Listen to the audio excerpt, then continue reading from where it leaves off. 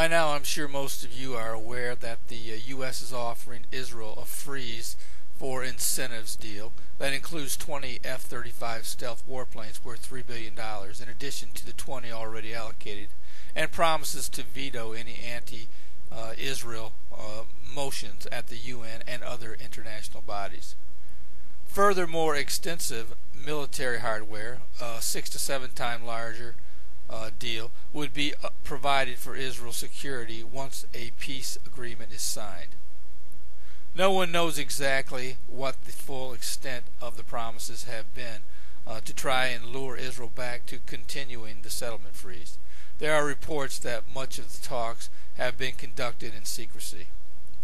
Depth Files Washington sources disclosed that the 3-month settlement construction freeze for incentives deal Prime Minister Benjamin Netanyahu discussed with U.S. Secretary of State Hillary Clinton Friday, November 12, also included a commitment to hold Israeli-Palestinian negotiations on the two states' final borders during that period.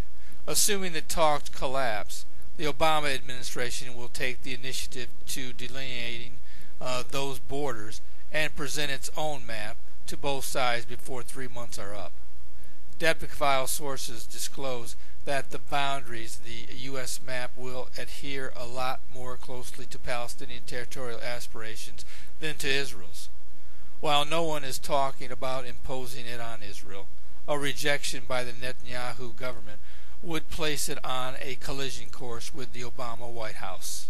More and more, it's beginning to look like the Obama administration is seeking to force Israel into an ill-fated peace accord with unfavorable borders. It's also looking as though the U.S. will place foreign troops in the West Bank to maintain supposed order and stability.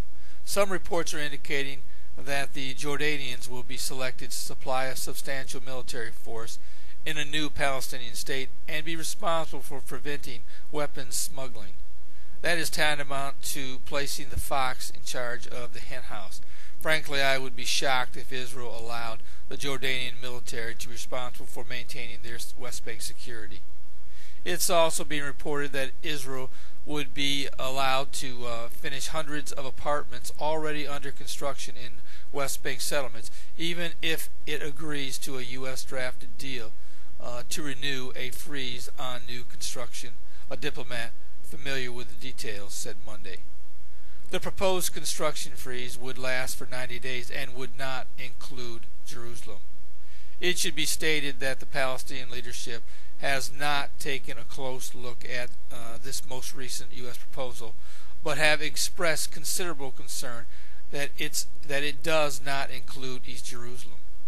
The Palestinians also said they are looking at their own proposal that would include seeking a United Nations recognition on a Palestinian state. This is Terry Malone with the Calvary Prophecy Report.